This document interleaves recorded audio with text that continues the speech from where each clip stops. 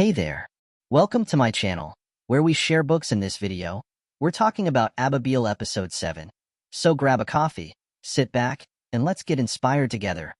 Those words struck her like a slap, as if waking her from a long sleep. She couldn't believe what she heard. Slowly, she opened the door and peeked outside, stunned. "What did you say? Why are you doing this?" he yelled. "I hate you." He turned and ran, ignoring her as she whispered, "Don't go, please." She opened the door to chase after him, but a voice behind her stopped her in her tracks. "Jumana," the voice said. The beating of Jumana's heart quickened intensely as she immediately recognized the sound, a hissing voice that resembled the whisper of a snake. She turned around ever so slowly, taking her time to grasp the reality of what she was seeing before her. It wasn't a figment of her imagination, conjured by the echoes of longing memories. She asked, incredulously, "Is it you? I came to warn you about something dangerous," came the reply. Jumana had convinced herself that no matter how angry her son might be, he would return to her before sunset. But the sun had set more than 5 hours ago, and he still hadn't come back. Her face had grown pale, and her gaze distant, as though she might soon be struck blind. What had come over her to make her slap him across the face and drive him out of the house like that? She couldn't answer the swirling questions in her mind, but she knew one thing for sure. She had become a different person ever since jealousy began to burn in her heart. As she wept and regretted what she had done, Jumana didn't notice the faint groan of the door hinges signaling someone's arrival. Suddenly, a hand stretched through the air and gently patted her soft gray hair. "Don't cry," said a voice. She lifted her head and looked at him with sorrow. "I'm sorry, I didn't mean to." He silenced her by placing his small, tear-stained, dusty hand over her mouth. "You're more beautiful than her," the boy said. "You're the most beautiful mother in the whole world. What can I do to make you forgive me?" "A story," he replied with a smile, reaching out his hand to help her up. "Deal, deal," she said, taking his arm to steady herself as she stood. But before they headed to his room, the boy stopped and said, "There's one more thing I want from you, Mom. Anything for you. I want you to forget about him," he said seriously. "I mean it, about Bar." Jumana knelt down so she was at his eye level and said, "Your father is in danger. He needs help." "What kind of danger?" "I'm not sure," she hesitated. Although he didn't love his father, he didn't wish him harm either. "Then let's go to him and see what's wrong. It's too late now. We'll sleep, and when we wake up, we'll go to him." "Agreed, agreed," he said. At that moment, Jumana felt weaker than ever before. She was confused by the events unfolding around her, terrified of everything, and unsure if she could endure or keep secrets buried in her heart. It was as if she were lost in a dark void with no light or guide to show her the way. She wished desperately she could end everything that surrounded her. Looking at her son, she said, "Bring me some water, and then I'll tell you a story." He went to the kitchen and grabbed the brown water jug, not knowing that the witch Ayar had poisoned it. He poured a glass of water for his mother and returned to give it to her, unaware that he was handing her her last drink. After she drained the glass, he asked innocently, "Shall I bring you more?" "No, this is enough," she replied, wiping her mouth with her hand. "And since bedtime was near," she said, "are you ready to hear the story?" "Not before I turn off the wall lamps and close the doors and windows," he said. As Jumana began to feel a faint storm swirling in her head, she called to him before he left the room, "Don't take long." When he returned after completing his task, he found her lying on the bed, clutching her stomach with both hands in pain. "What's wrong? Are you feeling sick?" he asked. Not wanting him to worry, she moved her hands away from her stomach and sat up, leaning against the clay wall, the same wall she had leaned on the first time she held him in her arms. She forced a tired smile and said, "Don't worry, I'm fine. Are you ready to hear the story?" He snuggled beside her, like a small puppy curled up next to a fireplace on a winter night. "More ready than ever," he said eagerly. Jumana began. "A long, long time ago, there was a little boy and a mother who loved him very much. They lived in a small, faraway cottage. One day, the mother left her little boy and entrusted her friend with a dangerous, very dangerous secret. She looked into her son's eyes and asked, like a teacher testing a student's attention, what did the mother leave her little boy? "A dangerous, very dangerous secret with her friend," he replied. "Look into my eyes and repeat the story back to me," she said as the poison began to take effect. "You're sweating," he whispered fearfully, reaching out to touch her forehead. "You're burning up." She pushed his hand away. "Don't worry about that. Look into my eyes and repeat the story." He gazed into her eyes. "A long, long time ago, there was a little boy." He paused. "Go on. Why did you stop?" He slowly and deliberately tried to recall the details of the story. There was a little boy and a mother who loved him dearly. They lived in a cottage far away, very far away. Then one day, that mother left. He paused for a moment as if he'd forgotten the next part. Jumana helped him, whispering and nodding. That mother left her little boy. Yes, and then? Ah yes, I remember now. That mother left her little boy and entrusted her friend with a very dangerous secret. A very, very dangerous secret. She gave him a kiss on his forehead as if it were a reward and said, "You won't forget this story, will you, my dear?" "I won't forget it," he whispered, confused. But because Jumana didn't say her usual closing line this time, the one the boy understood as the signal the story was over and it was time for bed, he asked with great surprise, "Is the story over?" "No, it's not over." "Then finish it. You'll finish it someday and create its ending yourself." He didn't understand her riddle, but he nodded nervously and said, "Don't strain yourself. Rest now." It was true that her stomach hurt, and she felt as though sharp knives were stabbing into the walls of her gut, but she pretended she was fine so her son wouldn't panic. She closed her eyes, still leaning her back against the mud wall. "Do you like Bayer, Mama?" He surprised her with an unexpected question. "No, I don't like him," she whispered hesitantly, then lay down on the mattress. He went to fetch her a pillow to place under her head, but unintentionally, he brought the white pillow that still carried the scent of his father. When he slid it under her head, her nose caught the fragrance of her husband. She ran her fingertips over the pillowcase, as if she were shaking hands with his chest, then murmured softly, "Ah, Bayer, you've come. I missed you so much. Just now, the boy asked me if I liked you, and I told him no, so I wouldn't provoke him, but in truth, I meant 1,000,000 yes." When he woke up the next evening, he found his mother still asleep, unusually so. He didn't want to wake her, and decided to sit quietly beside her until she woke up on her own. But as the sun began to set and more time passed, Jumana didn't wake. He asked hesitantly, "Mama?" When she didn't respond to his repeated calls, he uncovered her face and saw something strange. Her face was pale, surrounded by a bluish hue, with faint foam at the corner of her mouth. When he placed his ear to her chest, he couldn't hear the sound of her heartbeat. Panic overtook him as he jumped up, saying, "I must get the healer to see you." That night, the rain poured down as if someone had turned on all the faucets in the sky at once. The wetness soaking the boy's body made the cold even harsher, but despite the rumors whispered by the men and women of the village that monsters preferred rainy nights to hunt their prey, he didn't think of hiding at home until the weather calmed. Instead, he ran as fast as his legs could carry him, searching the village for the healer's house. As he ran, a loud clap of thunder echoed, striking terror into his heart. He closed his eyes tightly in fear but didn't stop running. Due to the poor visibility, his foot caught on a protruding rock he hadn't noticed, and he fell to the ground. He tried to push himself up with his hands, but they were too weak to support him. Perhaps it was the cold, hunger, or exhaustion from the rain that made him give up and collapse unconscious. After a short while, he woke up terrified by the sound of thunderous booms reverberating in the sky. It took him some time to recall why he was lying outside, sprawled on a muddy puddle under the relentless rain. "The healer," he exclaimed, remembering. With great effort, he propped himself up on his hands and managed to stand, determined to continue his search for the village healer. But just as he took 2 steps forward, he heard footsteps approaching. "Who's there?" he called out. The rain was still pounding down as if trying to teach the earth a lesson it would never forget. The night was pitch black, as if someone had extinguished all the lights of the planet. Only the cold winter wind sang a poem of fear, while the stones, rocks, and trees echoed the final verses. He repeated his question, louder this time. "Who's there?" No one answered him this time either, but the sound of footsteps kept getting closer. When the veins of lightning flickered across the sky and illuminated the surroundings, he finally saw the truth. Standing before him were 4 wolves, gazing at him with gleeful anticipation of an easy meal. The largest wolf stepped forward and said to the others, "This human pup doesn't look like he has much meat on him, my friends." The largest wolf said, "But he'll do the job, won't he?" "Yes, he'll do." The wolves echoed their leader with enthusiasm. The strangest thing was that the boy thought he could understand every word the wolves said, as if they were speaking his language. But he dismissed it as an illusion, a trick of his imagination. Even though the boy knew he was about to become their next meal, he felt no fear. Instead, he was filled with anger. He was angry because he thought it wasn't the right time to die. He felt he'd be betraying his mother if he died before helping her. He had to keep searching for the wise man's house, no matter the cost. He bent down to pick up one of his shoes, and when he raised his head, his left eye had turned a deep crimson. With a burst of energy, he leaped into the air, aiming straight at the largest wolf. The wolf lunged toward him in return, but just before they collided midair, something happened that turned turned the tide completely. An arrow. Before the two could clash, an arrow pierced through the rain, slicing through the air, and lodged itself in the largest wolf's neck. The wolf collapsed to the ground, blood pouring from the wound. "Damn it! Run, everyone!" The other wolves shouted to each other as they saw their leader bleeding out on the ground. "Save yourselves!" The boys stood frozen, stunned by what had just happened. A voice called out through the rain as someone approached, holding a 6-foot-long bow. "How brave you are, you annoying little lice." "Ayub," the boy cried out in disbelief. "But how did you know I was here?" Ayub, who had been secretly watching over the boy's family to protect them from the treacherous Jatham organization, had seen the boy leave the house. He decided to follow him to prevent any harm from coming to him. "The sky told me you were here," Ayub said. Then he added, "But it didn't tell me where you planned to go on this dreadful night." "My mother is sick," the boy replied. "I left to find help." "What happened?" Ayub asked, his tone filled with concern. "There's no time to explain, but if you want to help, take me to the wise man,"